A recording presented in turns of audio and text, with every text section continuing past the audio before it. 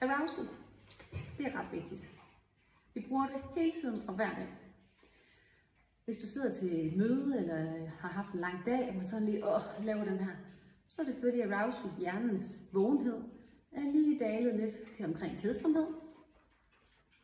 Og så gør man lige sådan her, så vågner vi lige op igen, så vi kan lytte lidt mere og være her, hvor vi kan lære noget, og hvor vi kan præstere noget. Så, nu tager vi lige den her. Så det her, det er vores arousal-skema. Når vi har lav arousal, det er når vi sover. Hjernen behøver ikke være vågen. Den sover.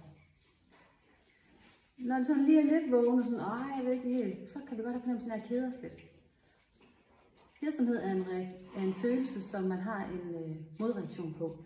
Hvis du har kedet dig på arbejde, så har du større sandsynlighed for at køre hurtigt hjemme, eller handle meget, eller reagere på en eller anden måde, for ligesom at kompensere for den her kedsomhed.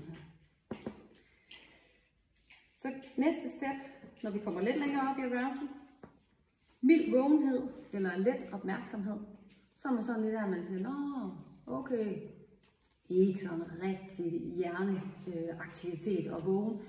Der skal vi altså herop i det her grønne felt her, hvor der står læring eller præstation.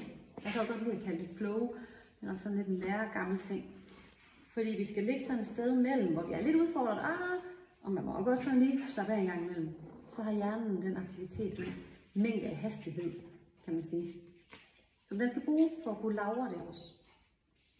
Hvis arousal fortsætter, så ender vi i stress.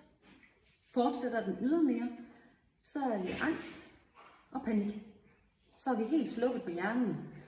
Der er ikke nogen kontakt nogen steder. Og der er heller ingen kontakt her til at lære noget. Så vi skal se, om vi kan finde et måde at komme ind i arousal på lige omkring her.